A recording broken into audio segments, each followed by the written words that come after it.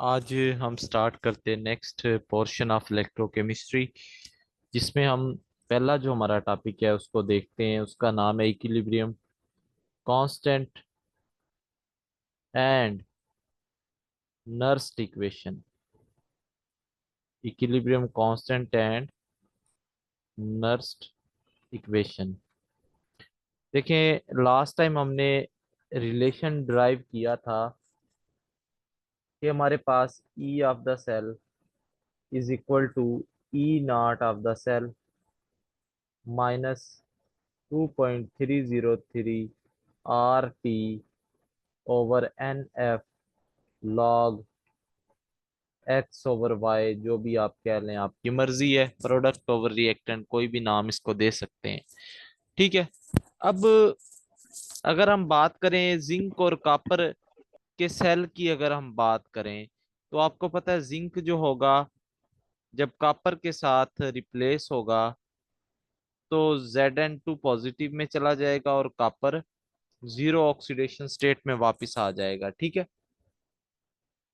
तो ये तो बात आपको पता है, जब भी ये रिएक्शन होता है तो आपके पास Zn2 पॉजिटिव की कंसंट्रेशन बढ़ती जाती है आयन की, और कॉपर 2 पॉजिटिव की कंसंट्रेशन होती है वो कम होती जाती है। ठीक है।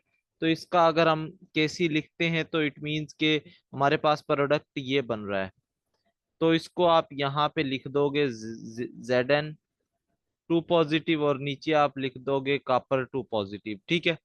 अब आपको पता है कि जिंक के जो आयन है उनकी जो कंसंट्रेशन है वो इंक्रीज होती जा रही है, और जबकि कॉपर जो है उसके आयन जो है उसकी कंसंट्रेशन डिक्रीज होती जा रही। क्यों? क्योंकि प्रोडक्ट जो है वो आपका जिंक जो है वो बनता जा रहा है। और अगर मैं बात करूं कि एक वक्त ऐसा आए कि आपके पास जिंक के आयन जो हैं वो टोटली बन चुके हैं, यानी इसकी कंसंट्रेशन ही आपके पास अब मौजूद है, कॉपर के आयन की कंसंट्रेशन अब आपके पास ना होने के बराबर है, तो तब आपके पास जो सेल की जो ईएमएफ होती है वो जीरो हो जाती है। एक्चुअल में सेल की ईएमएफ जीरो हो जाती, क्योंकि अब कोई इलेक्ट्रॉन ट्रांसफर नहीं हो रहा, ना ही कोई रिडक्शन या ऑक्सीडेशन हो रही है, क्योंकि जितना भी रिएक्शन होना था वो हो चुका है।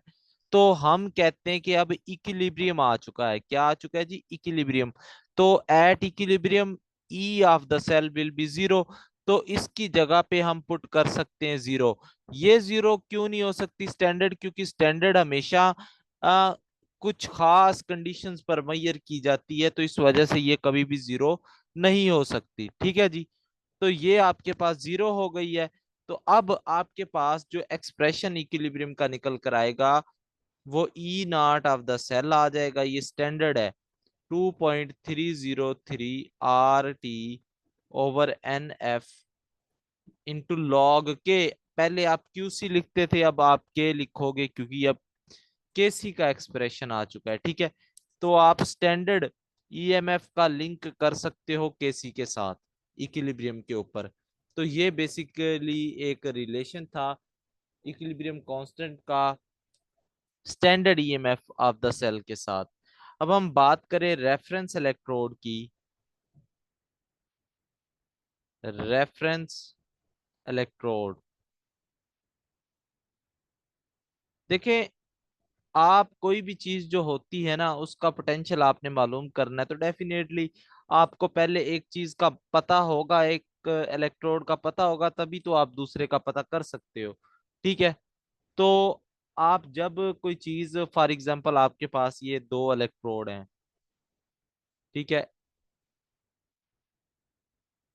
आपके पास ये दो इलेक्ट्रोड हैं, एक पे आपके पास जी ऑक्सीडेशन हो रही है और दूसरे पे रिडक्शन हो रही है। ठीक है। ये गिलवानोमीटर लगा हुआ है यहाँ पे। अब ये कैथोडिक हाफ सेल होता है, आपको पता है ये एनोडिक हाफ सेल होता है। और आपको पता है E of the cell, E not of the cell is equal to E of cathode minus E of anode की हमने बात की है। ठीक है। तो गैल्वानोमीटर जो होता है ये हमें ई नॉट ऑफ द सेल बता देता है कि कितनी है।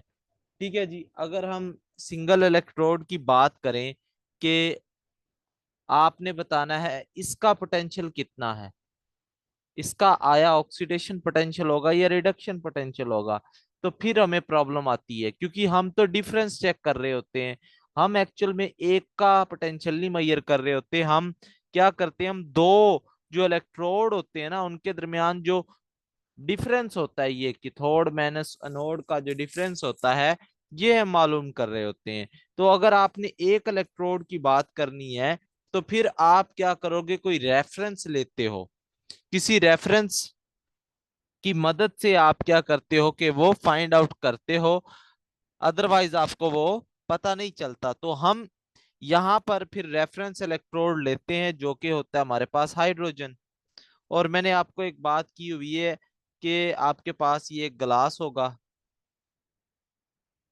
और यहाँ से आप हाइड्रोजन गैस इसके अंदर ऐड करोगे, यहाँ पे कोई ना कोई प्लाटिनियम की वायर होगी यहाँ पे ये, और ये प्लाटिनाइज्ड प्लाटिनियम ब्लैक होता है, ये एड्सॉर्बेंट होता है। बेसिकली ये हाइड्रोजन गैस जो होती है ये उसको एड्सॉर्ब कर लेता है। ठीक है जी, हाइड्रोजन गैस को ये एड्सॉर्ब कर लेता है। एक मोलर सोल्यूशन आपने ले लेना है इसका हाइड्रोजन का। तो हाइड्रोजन बेसिकली दोनों चीजें ही शो करवा सकता है, ऑक्सीडेशन भी और रिडक्शन भी। लेकिन जो मोस्ट फेवरेट चीज होती है इसकी वो रिडक्शन होती है, याद रखना है आपने। ये रिड्यूस हो सकता है ज्यादा, रिडक्शन रिएक्शन फेवर करेगा। ये वैसे डिपेंड भी करता है आपका कि कौन सा इलेक्ट्रोड आपने लिया है ना, उसकी नेचर के ऊपर ये बड़ा डिपेंड करता है। अगर आपने जिंक लिया है तो आपको पता है जिंक ऑक्सीडेशन शो करवाता है, तो हाइड्रोजन इस केस में क्या शो करवाएगा, रिडक्शन करवाएगा। तो आपको पता चल जाएगा कि इसका पोटेंशियल कितना है। ठीक है, आप क्या करते हो कि आपने यहाँ पे एस एच ही ले लिया, स्टैंडर्ड हाइड्रोजन इलेक्ट्रोड, इसे शी बोलते हैं। ठीक है, ये आपने ले लिया इलेक्ट्रोड एस एच ई, और यहाँ पे आपने ले लिया कॉपर। अब आपको नहीं पता कॉपर की जो पोटेंशियल है कॉपर का वो कितना है, आपको इस बात का आइडिया नहीं है। ठीक है, अगर आपसे कोई पूछे ना कि जो स्टैंडर्ड होता है हाइड्रोजन का पोटेंशियल एक्चुअल में कितना है, तो याद रखें हाइड्रोजन इलेक्ट्रोड का पोटेंशियल होता है 4.4, रिडक्शन पोटेंशियल है ये। ठीक है, प्लस माइनस 0.02, ये होता है इसका एक्चुअल में पोटेंशियल। ठीक है, और इसको हम रेफरेंस मानते हैं तो हम इसका पोटेंशियल जीरो कर देते हैं। हम कंसीडर कर लेते हैं आईयूपीएससी के मुताबिक कि इसका जो पोटेंशियल है वो जीरो है। तो ये बात आपने याद रखनी है। तो अब आपको पता है कि यहाँ पे हाइड्रोजन जो है ये एनोड के तौर पर एक्ट कर रहा है, और एनोड पे क्या होती है, ऑक्सीडेशन होती है, और ये आपको पता है कॉपर जो होगा ये रिड्यूस होगा। ठीक है, इस पे इलेक्ट्रोड जो होता है कॉपर का उस पे रिडक्शन होती है। तो इसका जो पोटेंशियल निकल कर आता है वो 0.153 होता है।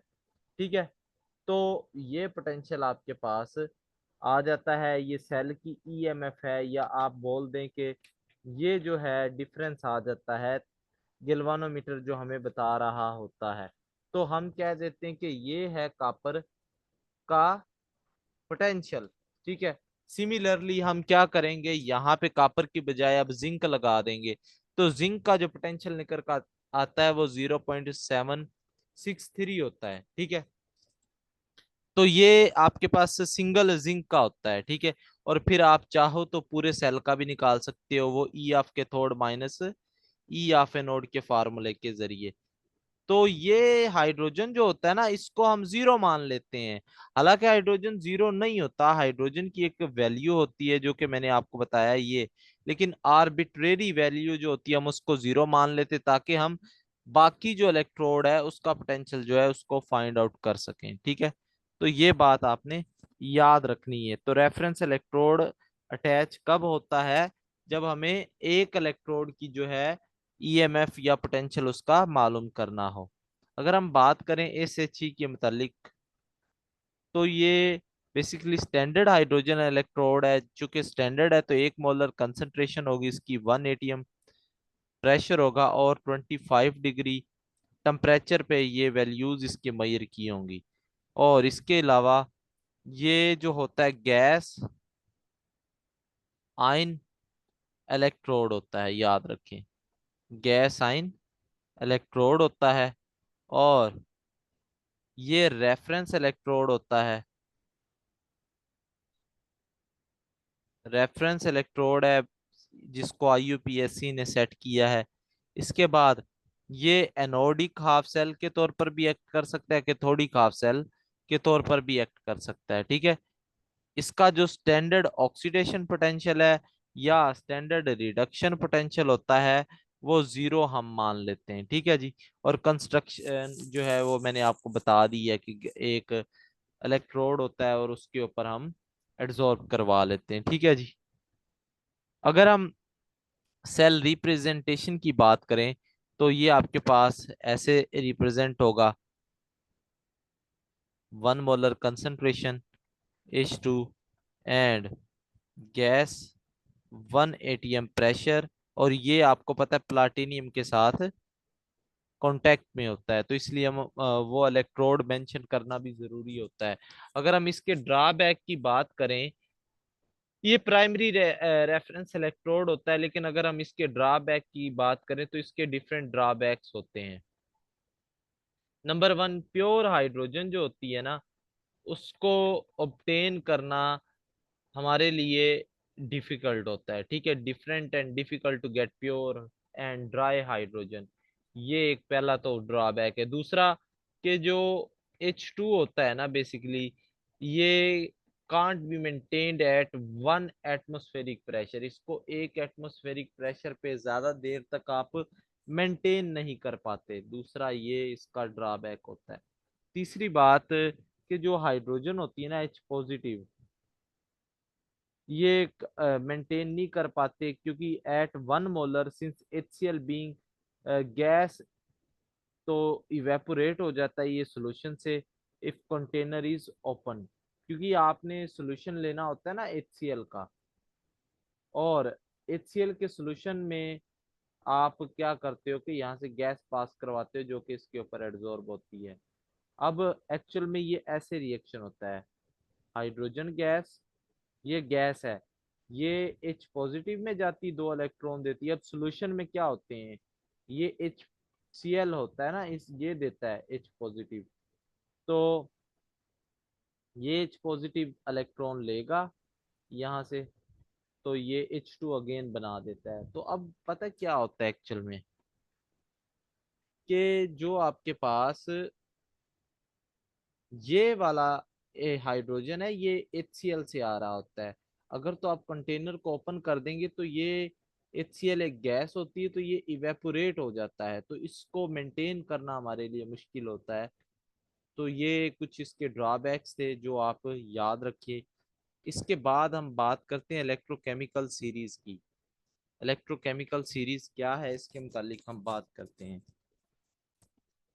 इलेक्ट्रोकेमिकल सीरीज देखें, इसमें ना दो चीजें हैं, एक एनोडिक होता है इलेक्ट्रोड और दूसरा कैथोडिक होता है। मिसाल के तौर पर मैं अगर आपको बताऊं तो ये इलेक्ट्रोकेमिकल सीरीज, चले पूरी पहले लिख देता हूं आपको। ये एफएससी की बुक से आप कर सकते हैं, वहां पे ये मौजूद है,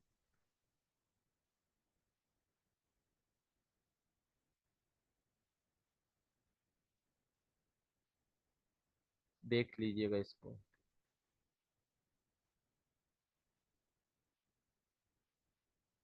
अब हाइड्रोजन से नीचे वालों की बारी आ गई, कुछ जो होते हैं वो हाइड्रोजन से ऊपर हैं और कुछ जो होते हैं वो हाइड्रोजन से नीचे हैं।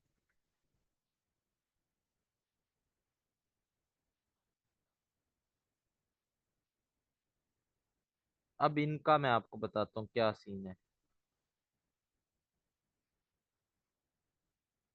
अब देखें, होता पता है क्या है, ये हाइड्रोजन जो है रेफरेंस है, इससे जितने भी एलिमेंट, यूजुअली वो मेटल ही होते हैं, जो ऊपर होते हैं वो एज अ एनोड एक्ट करते हैं, यानी वो ऑक्सीडेशन शो करवाना पसंद करते हैं, उनका जो रिडक्शन पोटेंशियल होता है वो लेस होता है। उनका रिडक्शन पोटेंशियल क्या होता है, लेस होता है, वो खुद की ऑक्सीडेशन करवाना शुरू ज्यादा शो करते हैं, ठीक है। और अगर आप बात करो हाइड्रोजन से नीचे वालों की, तो ये रिड्यूस होना पसंद करते हैं और इनका ऑक्सीडेशन पोटेंशियल लेस होता है।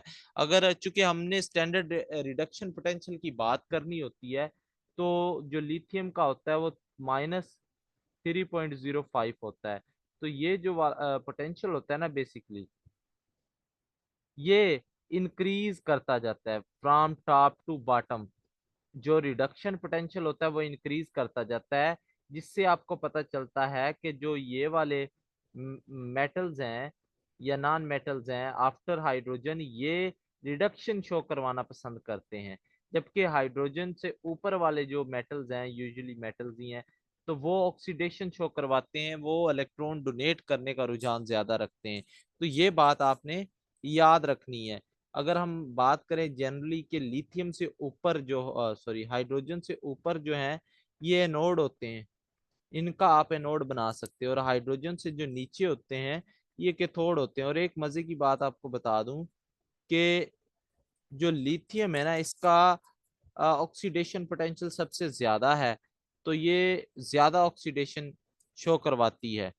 जो अपर मेटल होता है ना, याद रखें, वो लोअर वन को डिस्प्लेस कर सकता है, क्योंकि अपर वाले की जो रिएक्टिविटी होती है वो हाई होती है। टॉप टू बॉटम रिएक्टिविटी जो मेटल की होती है वो डिक्रीज करती है। अब हम मेन पॉइंट्स लिखे हैं इलेक्ट्रोकेमिकल सीरीज में। टॉप टू बॉटम की अगर आप बात करो, तो जो रिएक्टिविटी होती है वो डिक्रीज कर जाती है, ठीक है, मेटल्स की। ये भी आपने याद रखना है, मेटल्स की reactivity top to bottom decrease करती है। इसके बाद जो नॉन मेटल होते हैं, नॉन मेटल की रिएक्टिविटी जो होती है वो इंक्रीज कर जाती है टॉप टू बॉटम। अगर हम बात करें कि अपर मेटल जो होता है वो लोअर वन को डिस्प्लेस कर सकता है। क्यों कर सकता है? क्योंकि लोअर वन की जो वैल्यू होती है वो कम होती है, ठीक है, और रिएक्टिविटी भी उसकी कम होती है, लोअर मेटल को वो डिस्प्लेस कर सकता है। ठीक है, जबकि नॉन मेटल के केस में उल्ट होता है। नॉन मेटल के केस में ये होता है कि lower non metal in electrochemical series can displace upper non metal या मेटल, ठीक है। वैसे ये नॉन मेटल ही सूटेबल रहेगा, ज्यादातर हम नॉन मेटल की बात करेंगे। तो जो या मेटल भी आ सकता है, क्योंकि हमने देखा हाइड्रोजन के नीचे जो लास्ट में है वो फ्लोरीन है, उससे ऊपर कुछ मेटल भी मौजूद है। तो ये आपने बस याद रखना है कि जो हाइड्रोजन से नीचे है उनका ट्रेंड उल्ट हो जाता है। अगर मैं आपको बताऊं कि जो मेटल होते हैं ना, इनका स्टैंडर्ड रिडक्शन पोटेंशियल होता है -2 वोल्ट आर मोर नेगेटिव, ठीक है। और अगर मजीद देखें कि आपके पास अगर मेटल्स का ये है, तो अगर हम बात करें 0 से -2 तक का जो स्टैंडर्ड रिडक्शन पोटेंशियल होता है, ये मॉडरेट मेटल्स का होता है, मॉडरेट का होता है। अगर 2 या मोर, वो जो होते हैं वो हाईली रिएक्टिव मेटल होते हैं, ठीक है। तो ये याद रखना है। अगर the metals below hydrogen are weakly electropositive, जो मेटल हाइड्रोजन से नीचे होते हैं वो वीकली इलेक्ट्रोपॉजिटिव होते हैं।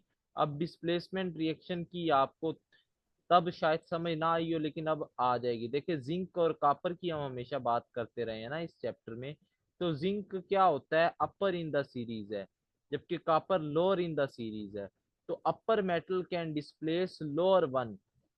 क्यों? क्योंकि जिंक जो है ये ज्यादा इलेक्ट्रॉन देना पसंद करता है, ठीक है, जबकि कॉपर जो है इलेक्ट्रॉन को एक्सेप्ट करना पसंद करता है। तो ये क्या होगा, कॉपर 2 पॉजिटिव जो था वो कॉपर 0 में चला जाएगा। जिंक जो वो था वो Zn2 पॉजिटिव में चला जाता है, 2 इलेक्ट्रॉन देकर, जो कि कॉपर एक्सेप्ट कर लेता है, ठीक है।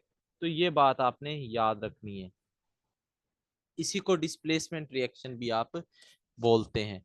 इसके बाद डिस्प्लेसमेंट ऑफ हाइड्रोजन भी एक चीज होती है कि आप डाइल्यूट सॉल्यूशंस हो ना, जब डाइल्यूट सॉल्यूशन में से हाइड्रोजन को आप डिस्प्लेस करवा सकते हो, ठीक है।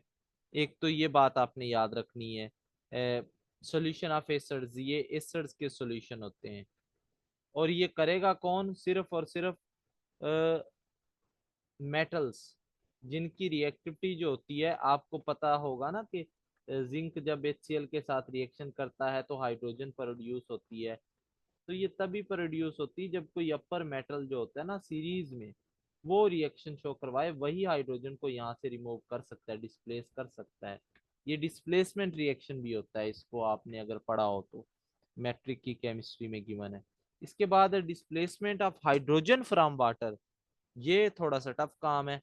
देखिए, हाइड्रोजन को वाटर से डिस्प्लेस करना ये हर मेटल का काम नहीं होता। आयरन जो होता है ना, हमने इलेक्ट्रोकेमिकल सीरीज में देखा, आयरन या जितने भी मेटल आयरन से ऊपर होते हैं, आयरन से अपर मेटल जो होते हैं, वही ये काम कर सकते हैं हाइड्रोजन को लिबरेट करवाने का, क्योंकि उनकी रिएक्टिविटी बहुत ज्यादा होती है।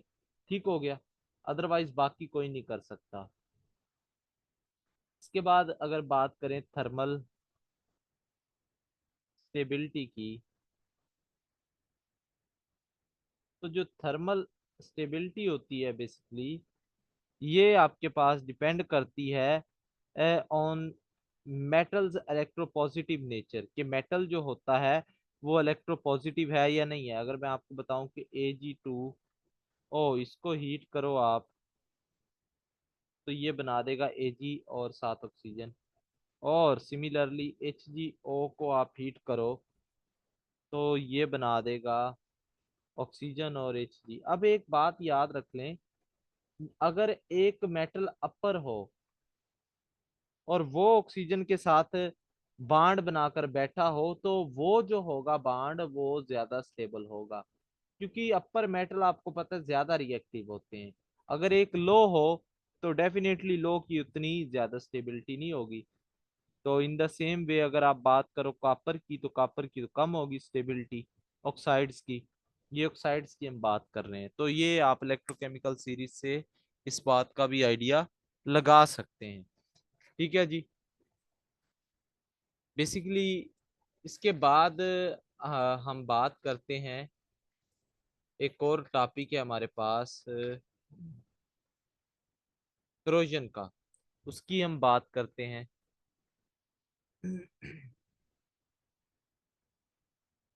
क्रोजन क्या होती है? क्रोजन बेसिकली एक प्रोसेस होता है डिटोरिएशन ऑफ ग्रेजुअल डिटोरिएशन और ग्रेजुअल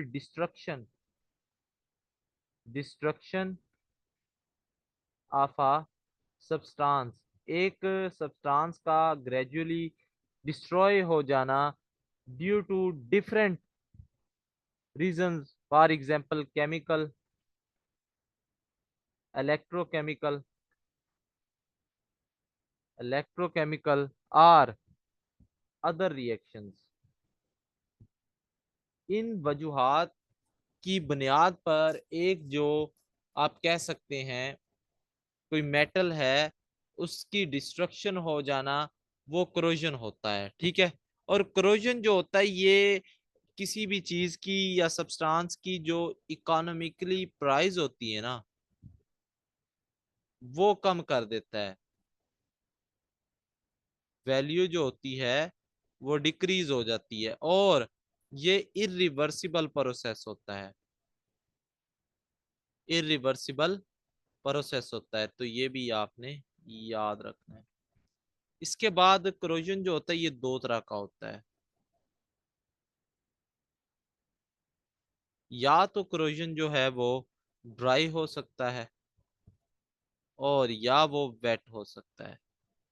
देखिए, ड्राई क्रोजन में क्या होता है, आपने ना देखा हो बाज़ औक़ात अगर आपका गुजर हुआ हो इंडस्ट्रियल एरिया में से, तो वहां पे आपने ना जंग लगा हुआ या क्रोजन साफ नजर आ रही होती है।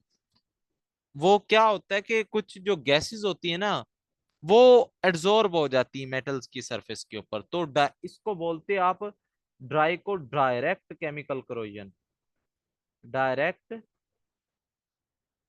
केमिकल करोजन इसे बोलते हैं आप। ठीक है। जब मेटल जो होती है ना वो डायरेक्टली किसी गैसियस इन्वायरमेंट में प्रेजेंट हो, तब ये काम होता है। ठीक है। क्या होता है कि मेटल्स की ऑक्सीडेशन हो जाती है, इन्वायरमेंट में ऑक्सीडाइजिंग गैसेस होती है, वो मेटल्स की ऑक्सीडेशन करवा देती हैं, और जिसकी वजह से मेटल जो होते हैं, आपने देखा भी होगा इंडस्ट्रियल इनलेट्स या और मेटल का जो सामान होता है वो क्रूड हुआ पड़ा होता है, तो यही रीजन होती है, वो ड्राई होता है, उसमें कोई मॉइस्चर नहीं इन्वॉल्व होता। तो वेट में क्या होता है बेसिकली, आपके पास जब कोई ना कोई मॉइस्चर प्रेजेंट हो, जब मॉइस्चर प्रेजेंट होगा तभी ये काम होगा। और ये इलेक्ट्रोकेमिकल कोरोजन कहलाता है, इलेक्ट्रोकेमिकल कोरोजन भी इसे बोलते हैं आप। ठीक है। मोस्ट ऑफ द कोरोजन जो होता है ये मॉइस्चर की वजह से ही होता है। अब हम बात करें कि कोरोजन की थ्योरी क्या है, तो वो होती है इलेक्ट्रोकेमिकल थ्योरी ऑफ कोरोजन। तो रस्टिंग की बात करते हैं। रस्टिंग होता है कोरोजन और डिस्ट्रक्शन ऑफ मेटल्स। ठीक है। तो मैं आपको ना एक बात बताता हूँ। देखिए आपके पास ये एक इलेक्ट्रोड है, ये एक मेटल का रॉड है, आप मान लो कि ये आयरन रॉड है। ठीक है। और इसके ऊपर एक वाटर का ड्रॉपलेट आकर गिर गया है। अब वाटर के अंदर क्या होता है, डिफरेंट चीजें होती हैं, ऑक्सीजन भी है वाटर के अंदर, CO2 भी होती है वाटर के अंदर। ठीक है। तो मुख्तलिफ चीजें होती हैं वाटर के अंदर, ये आपने याद रखना है। अब होगा क्या, वाटर जो ड्रॉपलेट होता है इसके ऊपर पहले आकर एड्सॉर्ब करता है, तो उसमें कुछ स्टेप्स होते हैं। नंबर वन जो स्टेप होगा वो CO2 और ऑक्सीजन जो होगी ये वाटर में डिसॉल्व हो जाएंगी। ठीक हो गया। नंबर टू स्टेप जो होगा कि CO2 जो होगी वो वाटर के साथ रिएक्शन करेगी और कार्बोनिक एसिड बना देगी, H2CO3, एसिडिक मीडियम हो चुका है। अब ये एसिड आपको पता है फर्दर डिसोसिएट करेगा तो H पॉजिटिव आयन देगा। तीसरा काम क्या होगा, तीसरा काम ये होता है कि वाटर जो होता है वो भी कुछ ना कुछ H पॉजिटिव आयन देता है। ठीक है। तो अब आपके सॉल्यूशन के अंदर क्या चीजें प्रेजेंट है मैं आपको बताऊं। H पॉजिटिव प्रेजेंट है, OH नेगेटिव प्रेजेंट है, CO3 ट्वाइस नेगेटिव प्रेजेंट है, और ऑक्सीजन प्रेजेंट है। ये कुछ चीजें आपके सिस्टम के अंदर यहाँ पर ये जो चीज है यहाँ पर ये मौजूद है। फोर्थ स्टेप क्या होता है कि जो आयरन जो होता है ना, रॉड जो होता है, वो इलेक्ट्रॉन जो है वो लूज करता है। आयरन का एटम जो होता है ये दो इलेक्ट्रॉन लूज करता है। और ये ऐसे होता है, ये रॉड था, ये दो इलेक्ट्रॉन देता है रॉड के ऊपर, और ये चला जाता है वाटर के अंदर Fe2 पॉजिटिव की फॉर्म में, ये वाटर के अंदर चला जाता है। ठीक है। अब जहां पर इसने ना इलेक्ट्रॉन डोनेट किए हैं, वो वाला जो रीजन होता है ना, वो एनोड कहलाता है। ये आपने याद रख लेना है। ठीक है। आयरन ये इलेक्ट्रॉन देता है। अब एक आयरन दो देता है तो दो आयरन जो होंगे वो चार इलेक्ट्रॉन देंगे। अब वाटर में ऑक्सीजन मौजूद है और साथ हाइड्रोजन के आयन भी मौजूद है, तो ये तो बहुत ज्यादा रिएक्टिव इन नेचर होते हैं। तो ये क्या करते हैं, इलेक्ट्रॉन को भी एक्सेप्ट कर लेते हैं और हाइड्रोजन को भी, और ये वाटर बना देते हैं, वाटर बना देंगे ये। और अगर कोई डिजोल्व ऑक्सीजन भी होगी तो वो भी रिएक्शन कर सकती है। अकेली डिजोल्व ऑक्सीजन हो तो वाटर के साथ, और वो 4 OH आयन नेगेटिव बना देगी। ठीक है। डिजोल्व ऑक्सीजन बाजुकात प्रेजेंट होती है वाटर में। तो ये तो हो गया oxygen is present in free form in water, जब ऑक्सीजन फ्री फॉर्म में हो। ठीक है। अगर ओवरऑल रिएक्शन की हम बात करें तो ओवरऑल रिएक्शन होगा Fe+O2 +4H पॉजिटिव। अब होता क्या है, यहाँ पे सारा काम है, आयरन की ऑक्सीडेशन होती है। और आयरन जो होता है वो इलेक्ट्रॉन लॉस करता है और ऑक्सीजन वो एक्सेप्ट कर लेता है 4 इलेक्ट्रॉन्स को, और Fe2 पॉजिटिव बना देता है और साथ में H2O वाटर बन जाता है। अब ये तो हो गई इसकी आयरन की रिडक्शन ऑक्सीडेशन। अब आपके पास the Fe ions present in water drop may react with more oxygen, ये ज्यादा ऑक्सीजन के साथ भी रिएक्शन कर सकते हैं, और ये रिएक्शन करके बना सकते हैं Fe2O3, इसको बोलते हैं फेरिक ऑक्साइड, फेरिक ऑक्साइड बोलते हैं इसे। और Fe2O3 जो है, अगर ये एक्स वाटर के मॉलिक्यूल के साथ रिएक्शन कर जाए तो इसको रस्ट कहते हैं, Fe2O3 dot x water molecule, इसी को तो रस्ट बोलते हैं आप, ठीक है। ये ऑक्साइड ऑफ आयरन होता है, ये भी आपने याद रखना है, ठीक है। और इसके बाद क्रोजन और रस्टिंग में फर्क बता दूं तो क्रोजन बेसिकली एक किसी भी सब्सटेंस की डिस्ट्रक्शन को क्रोजन कहते हैं, ठीक है, ड्यू टू इन्वायरमेंट। जबकि रस्टिंग जो होती है ये स्पेसिफिक होती है टर्म ना, ये मेनली आयरन और स्टील वगैरह जो होते हैं उनके लिए इस्तेमाल होती है, और ज्यादातर ये आयरन की हम बात करते हैं। अब क्रोजन से बचा कैसे जा सकता है, तो ऑयल, ग्रीस, पेंट, ये जो होते हैं ना मेटल की अपर सरफेस जो होती है उसको प्रोटेक्ट कर देते हैं, ये चीजें जो होती है। नंबर 2, गेल्वानाइजेशन। गेल्वानाइजेशन का एमसीक्यूज पूछ लिया जाता है। इसमें क्या होता है कि आप ना जिंक लेते हो, अब आपको पता है जिंक जो होता है मोर रिएक्टिव मेटल होता है, किसी रिएक्टिव मेटल की कोटिंग हो जाती है जिंक, ज्यादातर गेल्वानाइजेशन नाम से आपको पता होना चाहिए, गेल्वानिक सेल से लिया गया, तो जिंक यूज करते हैं। जिंक क्या करता है, जब वाटर के कांटेक्ट में आता है तो ये जिंक ऑक्साइड की लेयर बना देता है।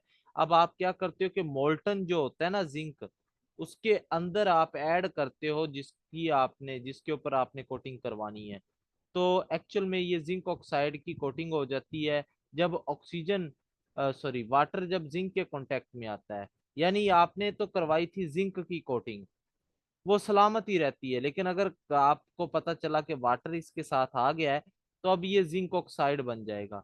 तो जिंक ऑक्साइड जो होता है ये डिस्ट्रॉय नहीं होने देता आयरन को, ये प्रोटेक्टिव लेयर बना लेता है जिंक ऑक्साइड की, ठीक है। इसी तरह इलेक्ट्रोप्लेटिंग होती है, आपने देखा होगा कि सोने जो चांदी जो होती है, बाज औकात उसके ऊपर सोने का पानी फेर दिया जाता है, वो कैसे होता है, क्योंकि वो ज्यादा रिएक्टिव होता है आपके पास, तो इलेक्ट्रोप्लेटिंग करवा दी जाती है, ठीक है। एक मेटल की लेयर जो होती है वो दूसरी चीज के ऊपर प्लेट करवा दी जाती है ताकि वो क्रोड ना हो सके। तो ये कुछ चीजें थी जिनसे आप क्रोजन से अवॉइड कर सकते हैं। तो नेक्स्ट कल हमारा है बस ये इलेक्ट्रोलिटिक सेल रह गया, तो इंशाल्लाह उम्मीद है वो कल खत्म हो जाएगा। कोई सवाल है आज के लेक्चर में तो बताएं जी, एनी क्वेश्चन। सर जी।